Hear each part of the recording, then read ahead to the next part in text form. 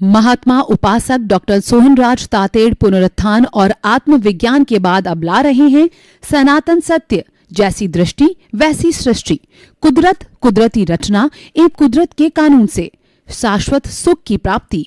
Login करें www.drsohanrajtated.com, YouTube channel doctor Sohanraj Tated, play store से download करें mobile app doctor Sohanraj Tated.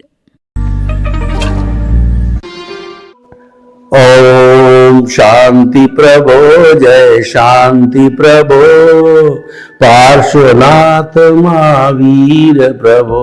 ओम शांति प्रभो, जय शांति प्रभो, पार्श्वनाथ महावीर प्रभो। ओम शांति प्रभो, जय शांति प्रभो, पार्श्वनाथ महावीर प्रभो। हे मेरे भीतर विराजमान शुद्ध आत्मा भगवान, परम पिता परमेश्वर, मेरे आराध्य, मेरे इष्ट, मुझे ऐसी शक्ति दो, जागृति दो कि मेरे मन में किसी के प्रति बुरे भाव नहीं आवे, मैं किसी को दोषी नहीं देखूं और मेरा राग द्वेष हर क्षण घटता रहे, मेरा समभाव बढ़ता रहे, मैं किसी के प्रति अभिप्राय और ओपिनियन नहीं दूं, मेरे द्वारा किसी को दुख न हो, दुख न हो, दुख न हो। हर जन्म में मेरे को मुक्ति के कर्म मिले, हर जन्म में मेरे को ज्ञानी पुरुष मिले, सद्गुरु मिले, ऐसी शक्ति दो, जागृति दो, कृपा करो। भाइयों और बहनों, मातृशक्ति को नमन। आज का हमारा अति उत्तम विषय है कि कथनी करनी की समानता और नाम कर्म। देखिए, कथनी करनी क्या होता है, किसे कहा जाता है कि कहना और करना, ये कथनी करनी है। यानी व्यक्ति जो चिंतन करता है उसके अनुसार बोलता है और उसके अनुसार करता है या नहीं करता है। अगर जो बोलकर कहता है, जो सोचता है उसी के अनुसार करता है, तो वह कथनी करने की समानता होती है और वह व्यक्ति चरित्रवान बनता है। और जो व्यक्ति सोचता कुछ है, कहता कुछ है, करता कुछ है, इसका मतलब कथनी करनी में तालमेल नहीं है, वह व्यक्ति अनैतिक है। जो हमारे समाज के अंदर चरित्रवान और नैतिक व्यक्ति मिलते हैं और कई अपराधी मिलते हैं, उन सब का कारण यह है कि उनके कथनी करनी में अपराधियों के समानता नहीं है और चरित्रवान लोग, साधु सन्यासी और साधु मनीषी और साधक लोग हैं, सज्जन लोग हैं, उनकी कथनी करनी में समानता है। और देखिए कि संसारी जीवन में 100% तो कथनी करनी में समानता तो केवल ईश्वर की होती है, केवल ज्ञानी की हो सकती है। लेकिन जिस व्यक्ति के कम से कम 50% से ऊपर कथनी करनी में समानता होती है, उस व्यक्ति को अच्छा इंसान कहा जा सकता है, उसको परार्थ की चेतना में ले सकते हैं। और 70, 75, 80% जो कथनी करने की समानता होती है, वह तो परमार्थी व्यक्ति होता है और वह तो एक परमात्मा का रूप ही होता है। और ऐसा व्यक्ति जिसको 80-90% इस जन्म में नहीं तो अगले जन्म में तो वो तो ईश्वर बनने ही वाला है। तो कहने का अर्थ होता है जिसकी कथनी करनी में एकदम समानता होती है, वह ईश्वर का ही रूप है और रेशियो के अंदर अच्छी समानता होती है। वो सज्जन व्यक्ति है, साधक व्यक्ति है, वो ऋषि मनीषी व्यक्ति है। तो कुल मिलाकर के बात ये कहना चाहते हैं, आपको अगर जीवन में चरित्रवान बनना है तो कथनी करनी की समानता रखो। यानी जो सोचो, जो कहो वो करो, और नहीं कर सकते हो तो वो कहो मत। जैसे उदाहरण के लिए मैं आपको बताना चाहता हूं कि कोई व्यक्ति बार बार ये बोलता रहता है कि honesty is the best policy, और सोचता है कि honesty is the best policy, लेकिन जब प्रतिष्ठान में जाता है, दुकान में जाता है, तो वहाँ ऑनेस्टी नहीं रखता है, वहाँ लोगों को ठगता है, वहाँ पर बहुत ज्यादा मुनाफा बनाता है, या नाप तोल में गड़बड़ करता है, या व्यवहार में गड़बड़ करता है, तो ऐसा व्यक्ति अनैतिक है और वह चरित्रहीन व्यक्ति है, और उसकी कथनी करने की समानता नहीं है।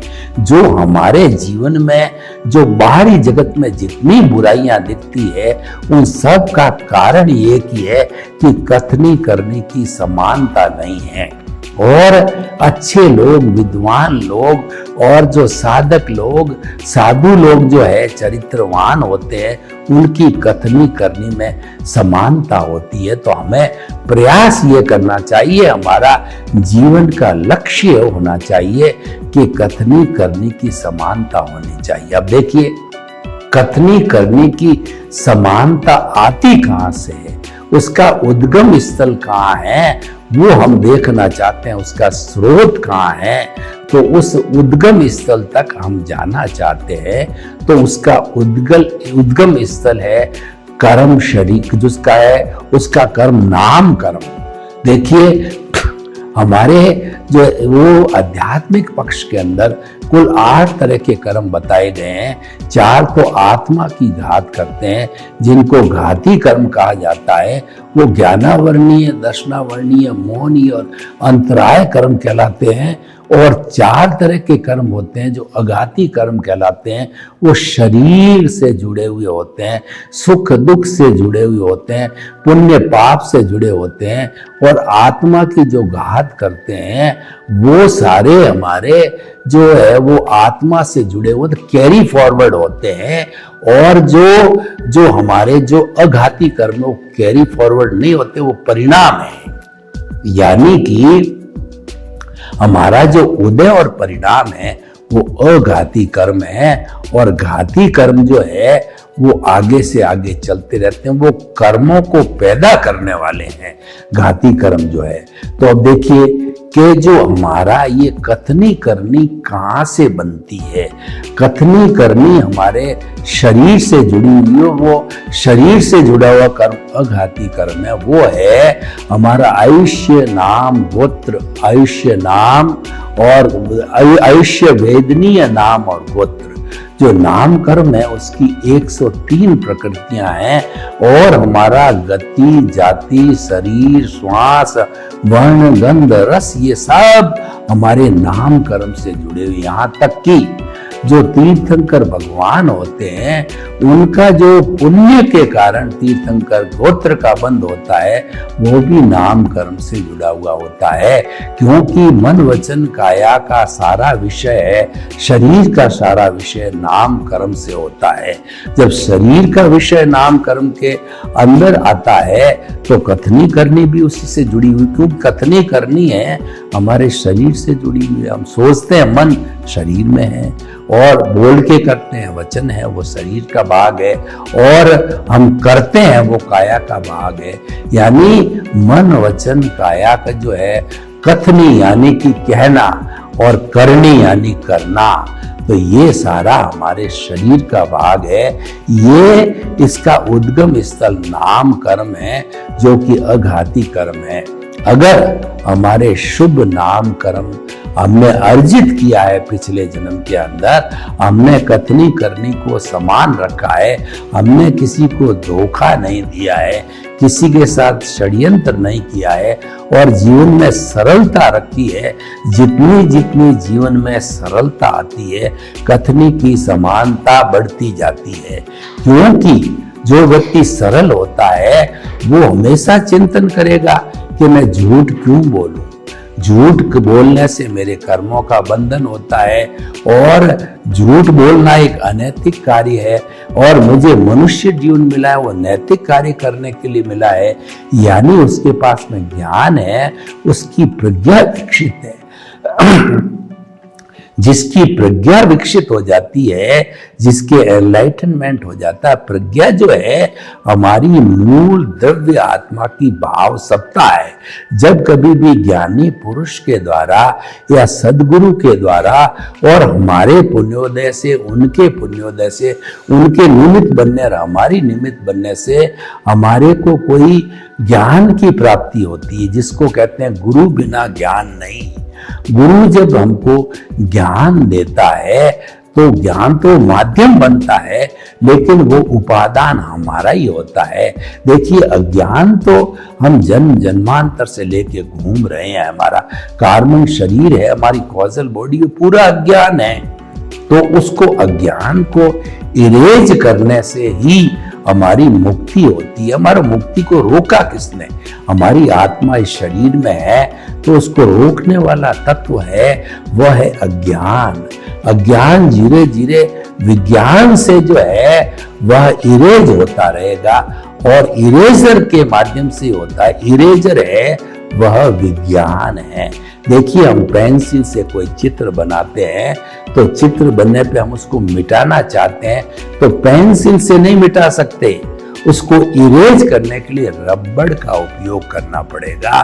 तो हमारा जो विज्ञान है वो रबड़ है, और पेंसिल से चित्र बनाया वो हमारा क्रोध, मान, माया, लोभ, राग, द्वेष, मोह का संसार, कार्बन शरीर, अज्ञान, और उसको कॉजल बॉडी कहते हैं। उसको इरेज करना है, वो रबड़ यानी विज्ञान के द्वारा होगा। और विज्ञान है हमारा सम्यक ज्ञान, सम्यक दर्शन। अज्ञान है वह मिथ्या ज्ञान, मिथ्या दर्शन और मोहनीय कर्म है। मोहनीय कर्म का जो संबंध है वो कर्ता भाव से है। तो सबसे पहले गुरु हमारा जो है हमको अकर्ता बनाता है। सबसे पहले जो चोट करता है हमारे को कर्ता भाव से अकर्ता बनाता है।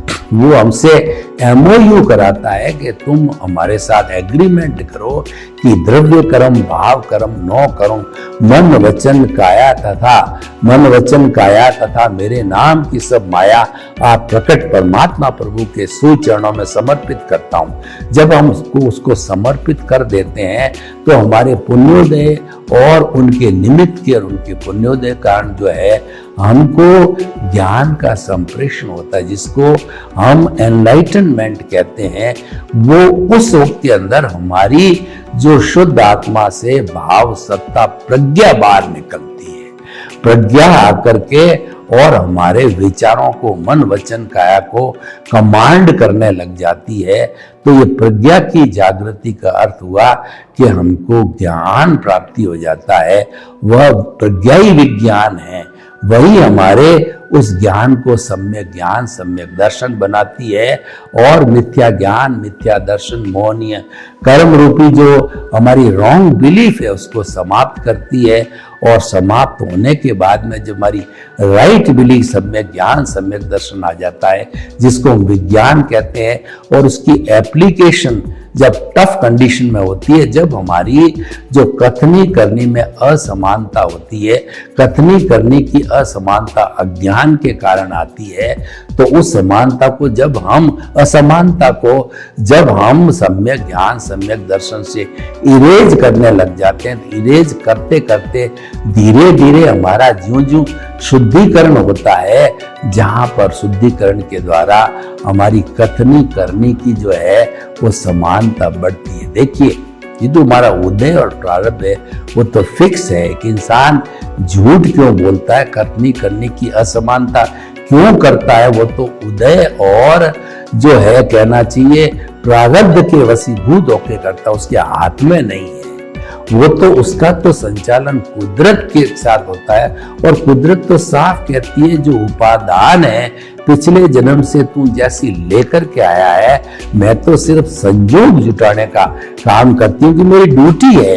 तो वो तो उस कथनी करने की असमानता को परिणाम रूप में भुगतने के लिए वो द्रव्य क्षेत्र काल भाव है, वो संयोग जुटाती है। तो भाई और बहनों, हम आपको क्या बताना चाहते हैं कि कथनी करने की समानता को प्राप्त करने के लिए आप प्रज्ञा को जागृत कीजिए, सम्यक ज्ञान दर्शन की एप्लीकेशन कीजिए और उसके लिए हमें जो है हमारी रॉन्ग बिलीफ है उसको समाप्त करें, क्योंकि भुगतान चल रहा है तो हमें उस भुगतान पर रिएक्शन नहीं करना है।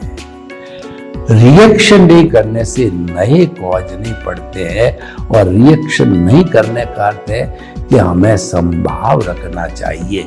वही व्यक्ति जो है हमारे सामने कथनी करने की असमानता का उदाहरण पेश करता है तो उस उदाहरण के समय जो है जो घटना घटित हो रही है असमानता की, तो जैसे उदाहरण के तौर पर मैं आपको बताता हूं, दो व्यापारी हैं, उन व्यापारियों के बीच के अंदर मौखिक रूप से या लिखित रूप से एग्रीमेंट हुआ कि वह कोई भी जैसे कोयला इत्यादि जो सामान है, इतने टन का सामान इस रेट से जो है इतनी अवधि में सप्लाई करेगा।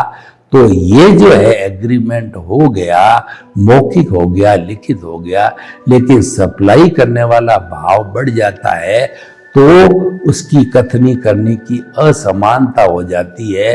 वो तो ये कह रहा है कि पीछे झूठ बोलना चालू कर देता है कि पीछे से सप्लाई नहीं आ रही है, प्लांट बंद है, ट्रांसपोर्ट बंद है, और यूं करके वो असमानता करके और उस एग्रीमेंट को ब्रीच कर देता है, उस एग्रीमेंट को भंग कर देता है। उस एग्रीमेंट को भंग करने का अर्थ हो गया कथनी करने की समानता।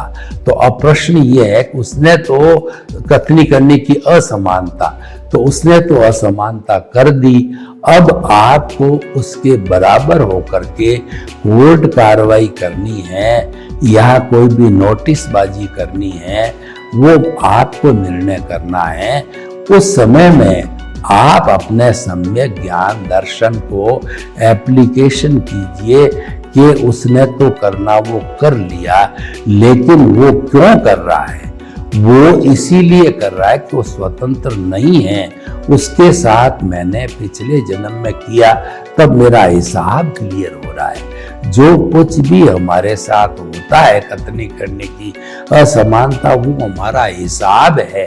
दुनिया में ऐसी किसी की ताकत नहीं है, कोई भी बड़ा जो है देवता भी या मनुष्य भी इतना पावरफुल नहीं है जो कि हमको सुख दे सके या दुख दे सकते। हमारे कर्म ही हमें सुख दुख देते हैं। तो जो है वो कहा गया है कि जो हमारी को सुख को दुख देत है और कर्म देत झकझोर, उर्जत सुरजत आप ही और ध्वजा पवन के फेर।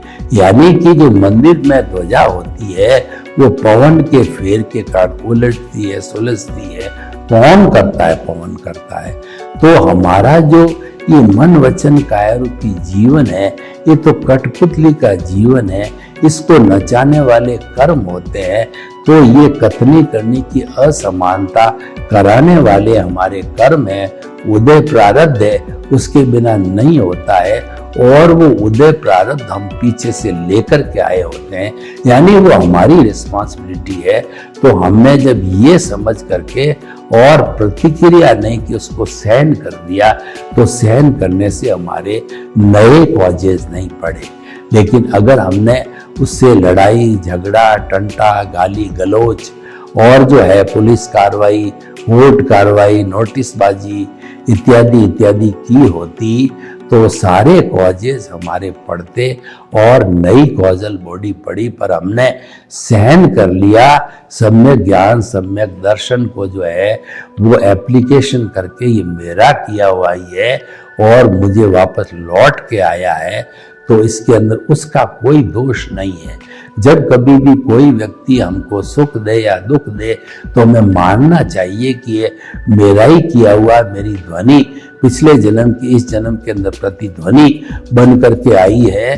तो ये मुझे सहर्ष स्वीकार करनी है और जो कुदरत ने संजोग जुटा के जिस व्यक्ति को ये करने के लिए भेजा है तो वह तो मेरा हितैषी है, वो मेरा को एनओसी देने आया हुआ है, वो मेरे कर्मों को हल्का करने आया हुआ, उसके प्रति जो है कृतज्ञता ज्ञापित करना चाहिए, उसे लड़ाई झगड़ा नहीं करना चाहिए। तो भाई और बहनों, हम आपको बताना चाहते हैं कि कथनी करनी की असमानता नाम कर्म के, अशुभ नाम कर्म के उदय से आती है, और कथनी करने की समानता है वो शुभ नाम कर्म के उदय से आती है।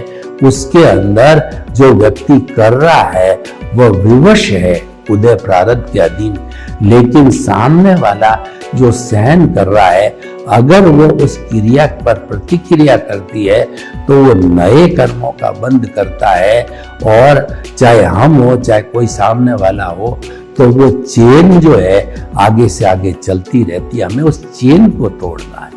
अगर आप मुक्ति जाना चाहते हो, अगर आप इस जो है शुद्ध परमात्मा भगवान को इस कारावार से मुक्त करना चाहते हो, तो आप एक्शन का रिएक्शन करना छोड़िए, आप प्रतिक्रिया विरति करना छोड़ दिए, क्योंकि ये केवल मानव ही कर सकता है। एक मानव ऐसा व्यक्ति है जो एनलाइटनमेंट प्राप्त कर सकता है, प्रज्ञा को जागृत कर सकता है और कथनी करने की समानता रख सकता है। दूसरे प्राणी इतने डेवलप नहीं होते हैं मन से, बुद्धि से, चित्त से, आत्मा से ये कर सके, इसीलिए मनुष्य चारों गति के अंदर जा सकता है, नरक गति में भी जा सकता है, लेकिन बाकी के जीव जो है वो नरक गति में नहीं जाते, क्योंकि इतना भारी, और देव गति में भी नहीं जा सकते। न तो इतना अधिक पुण्य का संचय कर सकते हैं, न इतना अधिक पाप का संचय कर सकते हैं। वो तो नॉर्मल जो तिर्यंच वाला तिर्यंच में घूमता रहता, मनुष्य वाला मनुष्य में घूमता, एक्सट्रीम होता है, एक्सट्रीम पुण्य होता है, ये एक्सट्रीम पाप होता है जब ये नरक गति देव गति मिलती है। नॉर्मल व्यक्ति जो मध्यम वर्ग का होता है वो तिर्यंच और मनुष्य के अंदर घूमता रहता है, वो कम ही पाप करता है और कम ही उसका भोग करता है, ज्यादा करने वाला उसमें जाता है। तो भाई और बहनों, हम आपको ये बताना चाहते हैं कि अगर आप जीवन में चरित्रवान बनना चाहते हो तो कथनी करने की समानता रखो, उससे व्यवहार जगत में भी फायदा और निश्चय जगत में भी फायदा। व्यवहार जगत में आप चरित्रवान व्यक्ति होंगे, आप रिकॉग्नाइज होंगे, लोग आपका विश्वास करेंगे, और जो है आप अगर मान लो वो आप समानता वाले हो तो आपके कर्मों की चेन भी टूटेगी, आपके नए कॉजेज नहीं बढ़ेंगे। कॉजल बॉडी को हमें कमजोर करना है। हमारे जीवन का लक्ष्य है कि नए कॉज नहीं डालने हैं, और सारे नए कॉज जो बढ़ते हैं वो क्रिया की प्रतिक्रिया से होती है। क्रिया मन वचन काया का कार्य है, ये जीवन भर चलती रहेगी। और जो प्रतिक्रिया है वो भाव जगत का काम है।